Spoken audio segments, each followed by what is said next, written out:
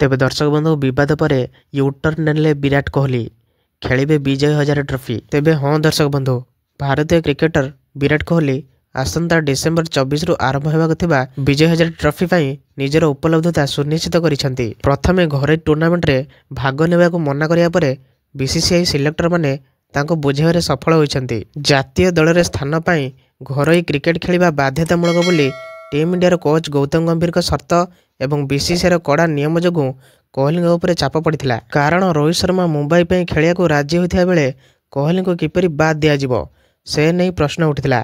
फल BCCI selector माने तांको किछि मैच खेलिया राजी कराइछंती। तेबे कोहली दिल्ली दल पर खेलिबे एवं यार तांकर 2010 फेब्रुआरी पर तांकर प्रथम विजय हजारे ट्रॉफी हेबो।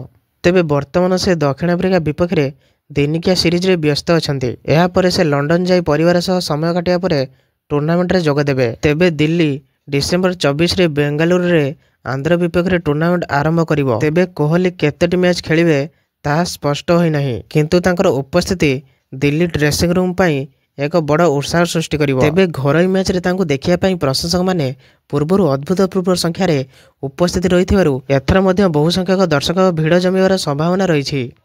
तेबे यही भली प्रकार वीडियो देखा आपण मैंने यही चैनल को सब्सक्राइब कर दिंतु, कारण यही भली प्रकार वीडियो आपण मैंने यही चैनल देखा पाइबे। तेबे रहिली जय जगन्नाथ स्वामी।